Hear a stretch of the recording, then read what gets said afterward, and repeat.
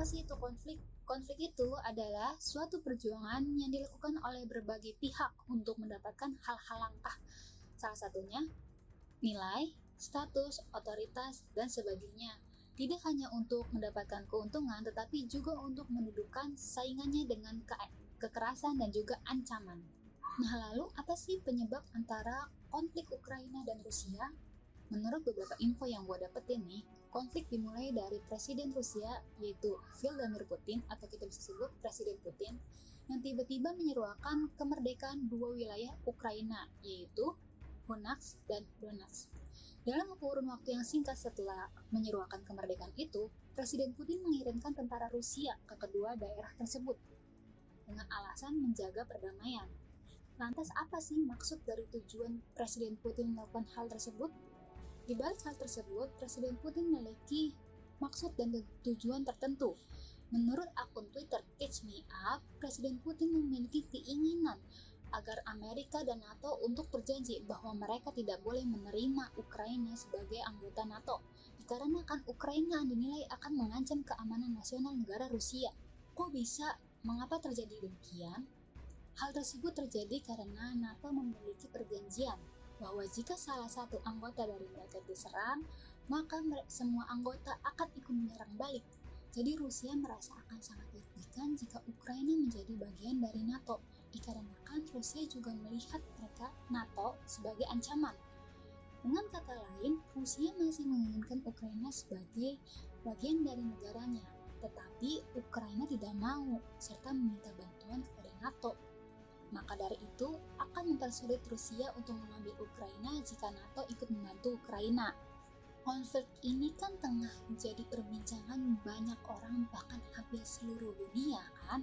Lalu apa sih dampaknya bagi dunia dan juga bagi Indonesia? Menurut Kompas.com, bagi dunia, dampak yang didapatkan dikutip menurut Sekjen PBB, Antonio Guterres, memperingatkan langkah invasi Rusia menciptakan gelombang pengungsi yang besar, resiko kematian, dan juga membahayakan ekonomi global, serta pelonjakan harga pangan.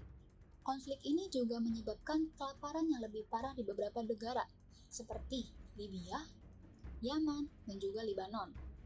Lalu di beberapa sumber yang gue dapetin menyebutkan dampak lain seperti ketidakstabilan pasar global dengan rantai distribusi yang pasti akan terhambat.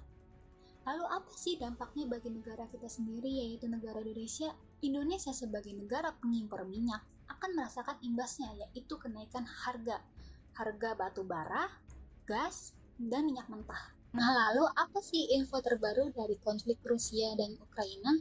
Informasi terbaru terkait konflik ini adalah sudah banyak jumlah korban yang tewas.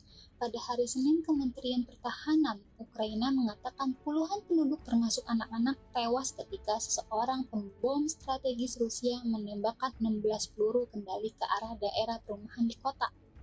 Selang sehari berikutnya, setidaknya 10 orang termasuk seorang mahasiswa kedokteran India berusia 21 tahun tewas oleh peluru Rusia. Sedangkan menurut Perserikatan Bangsa-Bangsa atau PBB, setidaknya 136 warga sipil termasuk 13 anak-anak telah tewas dalam invasi, tetapi jumlah sebenarnya kemungkinan jauh lebih besar. Sedangkan dari Kementerian Pertahanan Rusia sendiri melaporkan 498 tentara Rusia tewas di Ukraina dan 1.597 lainnya luka-luka. Dan keterangan tersebut menjadi laporan resmi pertama terkait korban sejak invasi dilancarkan hari Kamis tanggal 24 Februari.